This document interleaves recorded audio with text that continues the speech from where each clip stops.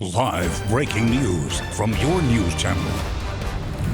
Good afternoon, I'm Beth Farnsworth. We are interrupting regular programming to bring you breaking news. Santa Barbara County emergency leaders are holding a news conference to talk about evacuations as a strong storm system moves into our area. Let's listen in now live. Give you all the information before you go ahead and ask those questions. So I'm going to start with inviting Sheriff Bill Brown to come up here to speak about what is coming up.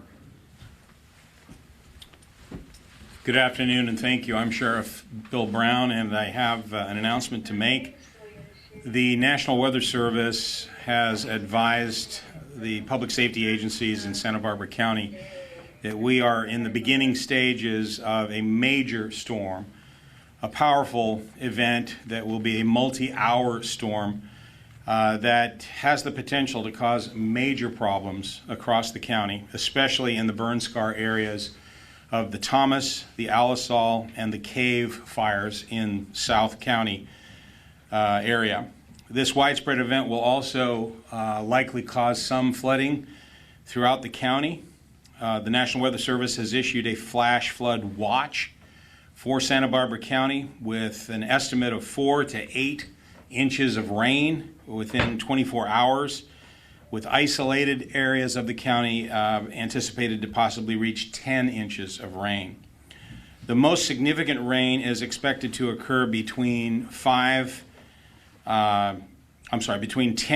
p.m. and 5 a.m. tomorrow, with the most intense period of rain likely occurring between midnight and 3 a.m. There is currently a flash flood watch and a coastal flood advisory that has been issued by the National Weather Service, and we've been informed that the National Weather Service could issue a flood warning, a higher degree of notification, but that could be on a fairly short time frame, could be minutes up to maybe an hour or two before the actual event. So we want to make sure that everybody is aware of the potential danger and is prepared for it ahead of that. This rain event will likely significantly impact certain areas of the South County, as I mentioned, the most prevalent being the burn scar areas in the Thomas, Alisal, and Cave fires. The other problem that we are anticipating tonight is high winds, winds in the area of 50 to 60 miles an hour that in and of themselves can be problematic, but with the saturation of the soil, the potential for trees coming down and the potential for increased rainfall in the foothill communities is of major concern. Please use caution around trees, around electrical poles, etc. This rest of the day and throughout the evening and tomorrow morning. As a result of the significant rain we have already had, the watershed in our county is in a saturated condition right now. And all of this has caused us in several meetings to have significant discussions about the impact on our county. And in consultation with the National Weather Service and with fire protection agencies throughout the county, I am announcing that there are going to be mandatory evacuations in 3 areas of the county, in those 3 burn scar areas. The largest in terms of numbers of parcels is the Thomas Fire burn scar area, followed by the Alisal, followed by the Cave. You can see behind me is a map which shows the orange areas which run along the waterways that come down into, this particular map is from Montecito and Carp Summerland, but there are similar maps that will be available on the county's website for the other 2 burn scars area as well. We ask that everybody contact or utilize the internet to go to the county website and to determine, there's a way to determine by plugging in your address whether or not you are in the evacuation zone. In addition to the notifications that will be sent by the county, by the Office of Emergency Management through a wireless alert system, WEA, and also through our Ready SBC, which is a system where people sign up and will get notified by text message. In addition to that, sheriff's deputies and sheriff's search and rescue team members will be going door to door in the areas where the evacuation orders have been issued. You may also hear messaging from a loudspeaker, from a passing patrol vehicle, the emergency alert system, or a combination of any of those methods in certain areas depending on what is going on. If you have any questions about what's happening, please do not call 911 if you receive an alert or notification, unless you have an actual emergency. You can get information from 211 or from the OEM, the Office of Emergency Management Call Center, at 833-688-5551. And those two methods should be used for questions that you may have. Or, again, go to ready.sbc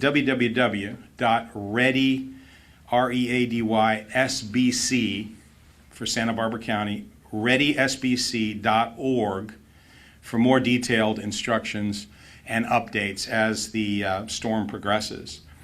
The Sheriff's Office website, sbsheriff.org, also has a link to emergency notifications and has a way for you to sign up for notifications if you're not already signed up for readysbc.org.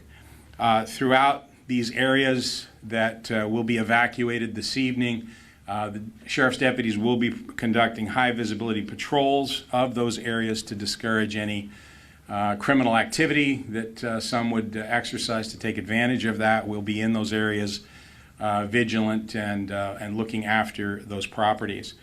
I'm going to now turn it back. We'll have an opportunity for additional questions as well afterwards. Thank you. Thank you, Sheriff. We're now going to bring Chief Mark Hartwig with the Santa Barbara County Fire Department up to the podium.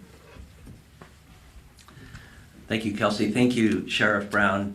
The Santa Barbara County is, the operational area here is comprised of all the public fire, rescue, and EMS providers. We train for this. Unfortunately, we have a lot of experience working together to assist each other, not just in fires, but as we're dealing with today, potential floods and debris flows. As part of our training and our capability is a Type 3 incident management team. Our Type 3 incident management team is very valuable and experienced here within the county, but also has been used throughout the country to manage incidents for communities that aren't as well prepared. They will be activated and briefed this evening. In addition to our Type 3 incident management team, we've received funding from Cal OES, Office of Emergency Services, to staff additional equipment throughout the operational area from Carpinteria, focused on the South County, as the sheriff said, but extending up to Santa Maria, and with help from our partners in the north. We'll have 60 folks authorized to pre-position resources. That will include fire engines, it will include patrols in rescue squads, and those will be staffed with firefighters, paramedics, and heavy equipment operators. Unfortunately, we're prepared for whatever happens. We hope those resources aren't needed, but we'll be here if you need us. Thank you. All right, thank you, Chief. We're now going to invite Chief Kevin Taylor with the Montecito Fire Protection District up here. Thank you. Good afternoon. I'm Kevin Taylor, Fire Chief, Montecito Fire Department. As you are all aware and you've heard, we're experiencing a significant storm that's going to intensify in the overnight hours. National Weather Service, with their expert level forecasting and looking at our history of debris flow in the community of Montecito, necessitates a portion of the community to be evacuated, as you heard from the sheriff. This storm setup looks very similar to what occurred in our community in 1969. 5 years following the 1964 Coyote Fire. For those of you not aware of that history, the 69 storms triggered debris flows and debris-laden floods in every watershed facing the Santa Barbara Channel in our community. There was significant damage and fatalities as a result. As everyone certainly knows, this Monday, January 9th, is the 5-year anniversary of the catastrophic 1/9 debris flow. While this storm is forecast to be less significant than what occurred on 1/9, it is still powerful and should be taken very seriously. In the last 30 days, our community has received 8 to 13 inches of rain, and this current storm is forecasted to drop up to 10 inches. This cumulative rain, what the sheriff referred to as saturation, is what causes our risk. As the sheriff said, the highest risk will be overnight, sometime between midnight and 3 a.m., and as a result, we're asking the community members located in the at-risk parcels, those identified in red on the storm impact consideration map, to evacuate. Thank you. All right, thank you, Chief. Now going to invite Kelly Hubbard with OEM to speak.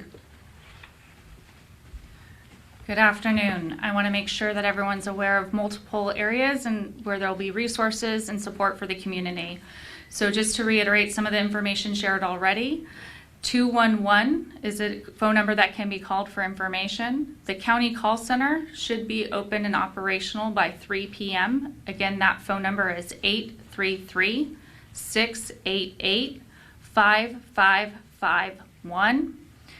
A county evacuation center will be open at the Wake Center at 300 North Turnpike Road. I do not have an exact time of when that facility will be open and ready. However, we will make announcements on the Ready SBC website and through social media and press releases.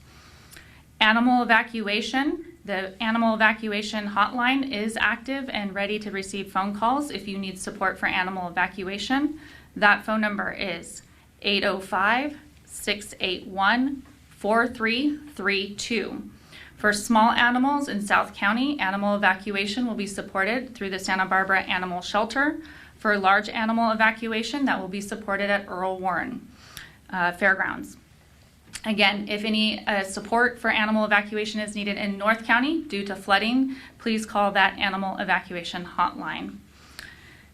Going back to readysbc.org, this is a good location for residents to register for emergency alerts if they are not already registered.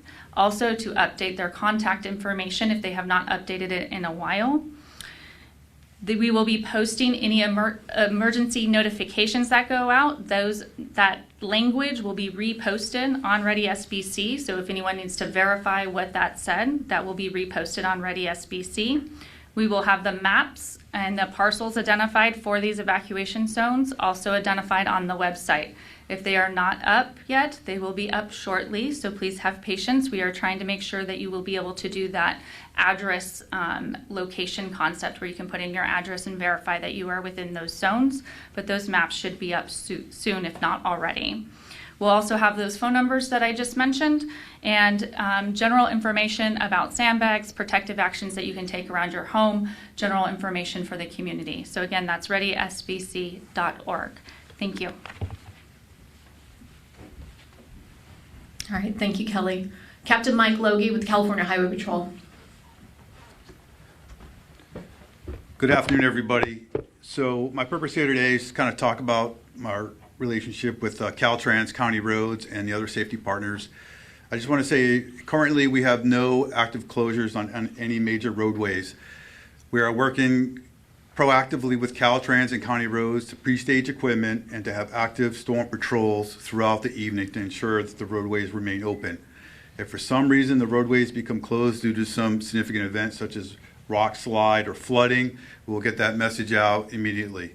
We'll pass it through the OEM office, the Sheriff's Department, and ensure we get that word out and get those road closures and the alternate routes available to everybody as soon as possible.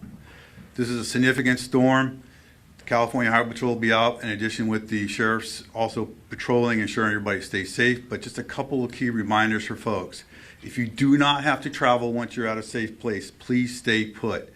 Wait for the storm to pass. Do not use the roadways unless you're absolutely necessary and you need to do so. If you do need to go out on the road, please make sure your vehicle is in proper operating condition. And if you're driving, please ensure that you use proper safety. Slow down, make sure you don't go through deep waters, stop, turn around, drive alert. Please just take the time to get where you need to go. Allow extra time, make sure you plan ahead, have fuel, all of those things. Minimize your time on the roadway. If you find yourself in a minor accident and you can move off the freeway or off a major road to find a more safe spot so we can respond to you and provide those services, please also do that. For road conditions from Caltrans, you can go to, let me get the website here. It's roads.dot.ca.gov. In addition to our local CHP social media and the OEM and the county resources. That's all I have. Thank you.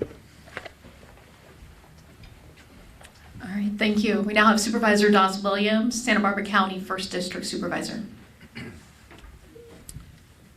Hello, folks. My comments are aimed towards those folks who are being asked to evacuate.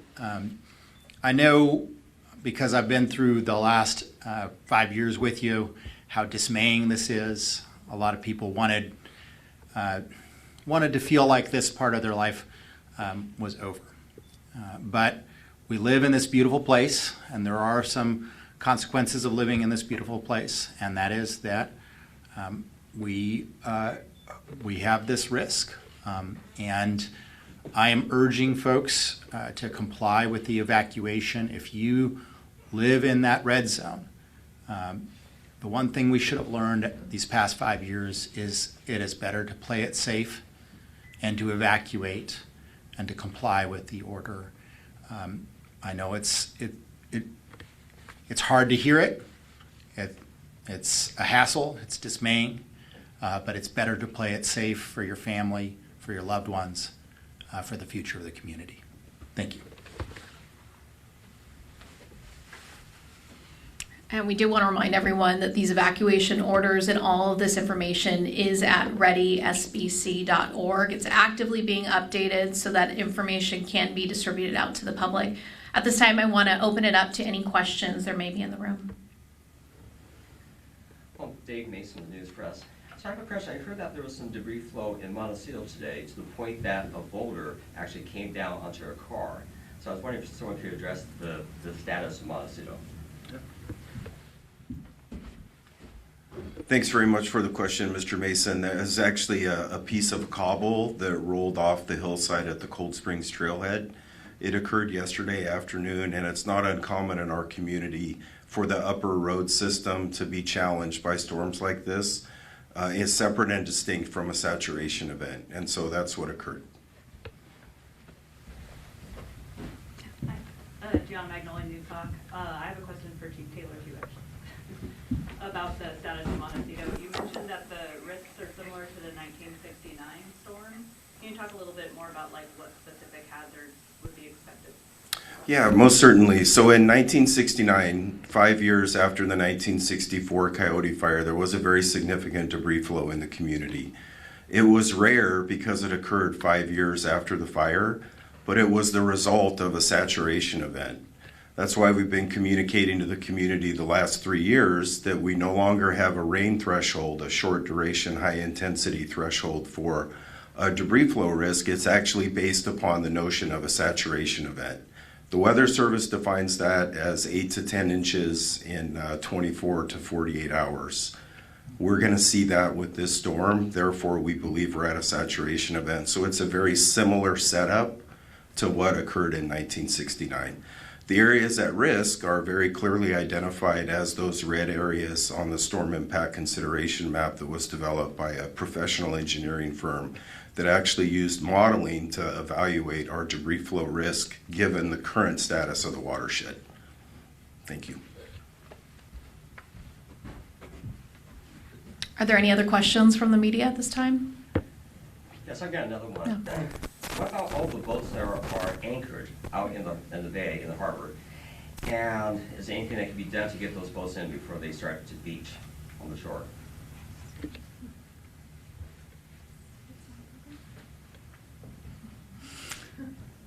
We'll have the city of Santa Barbara come up to represent that question.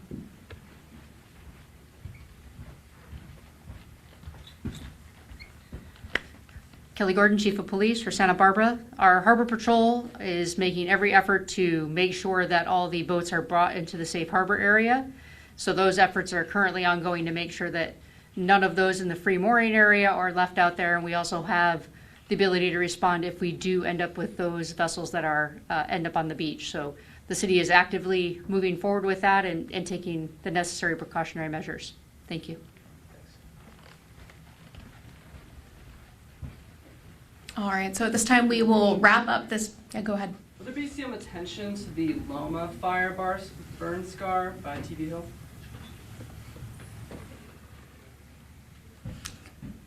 Santa Barbara City.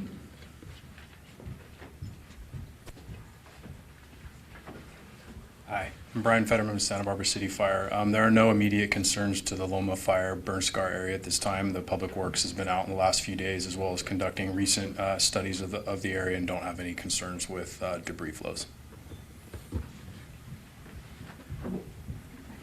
Do the evacuations for the Thomas fire affected areas extend to the Carpinteria Valley or just Montecito? There are a few areas, not nearly as many as in Montecito, but as you can see on this map, the majority are right behind the supervisor here. And then, yeah, as you get into Carpinteria, you see these.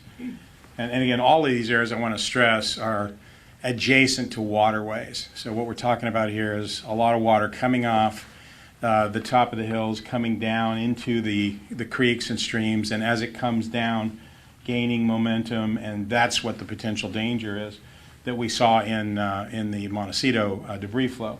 And the majority of the populated areas adjacent to those waterways that are at risk are in Montecito, but there are these other several ones that have a limited number of homes that are adjacent to that we'll be notifying people in those areas as well. And Supervisor Laura Capps has a comment.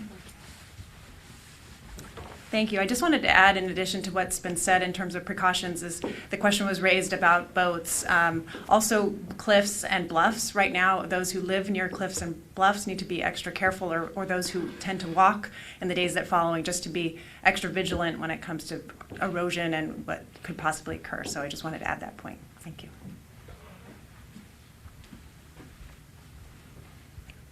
Any further questions at this time? I have a follow-up for Chief Taylor. So what is the status of Montecito at this point? What kind of condition is in? And how have the previous precautions that were taken following the previous debris flow, what kind of difference is that making? Thanks for the question. I guess first and foremost, the flood conveyance system in Montecito at this moment is functioning as designed. We're seeing clear water flows, which is an exceptional sign. However, there is still a bit of material that's available for mobilization up in the hillside. That said, all of the debris basins are cleaned out and ready to receive that material. We're the beneficiary of a brand new debris basin at Randall Road, a great community project done in record time that most definitely has a substantial impact on the amount of risk that the community faces. And then of course we have the ring nets that were generously provided through donations in our community. All of those together represent how we protect the community. However, as we saw during the 19 event and quite frankly in the 1969 event, sometimes the amount of material overwhelms that conveyance system, hence the evacuation order.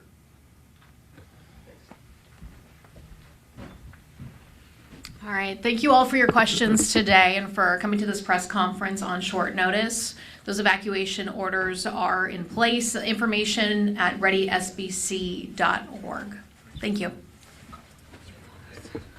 Santa Barbara County leaders wrapping up their news conference this afternoon. They are issuing mandatory evacuations for folks living in or near the burn scars. The Thomas Fire, Alisal, K Fire burn scars. Sheriff Bill Brown says that any property that's adjacent to waterways, folks living near or very close in proximity to those areas are impacted by this mandatory evacuation, which goes into effect tonight. They did not specify exactly what time, but Kelsey Gherkins, a public spokesperson for Santa Barbara County, just said that it sounds like it's imminent. So something that residents in the areas need to be aware of, and county leaders asking people to please heed this warning. They are saying that we are under this major storm, as folks know, that is hitting the state of California. Santa Barbara County is currently under flash flood watch, which could turn to a warning within a matter of minutes in the overnight hours especially. We are expecting very high winds with this storm, 50 to 60 miles per hour, and it looks like the heaviest rain is expected between midnight tonight and 3 o'clock tomorrow morning, possibly up to 10 inches with this storm. So something to be mindful of, the potential for very damaging, life-threatening weather and the possibility for debris flows. They say they do not expect this to mimic the debris flow that we experienced January 9th, nearly 5 years ago. Next week marks that 5-year benchmark, if you will, for that devastating impact that was so deadly for the Montecito community. However, this will be similar to the very destructive, also deadly debris flow of 1969, which caused loss of life and significant damage. So again, Thomas Fire, Alisol Fire, K Fire burn scar zones under mandatory evacuations as of today will be enforced tonight. Our coverage of the incoming storm continues both on air and online. We'll have live team coverage starting this afternoon at 4 o'clock, and you can also track the storm on our mobile app or at KEYT.com. We're back at 4.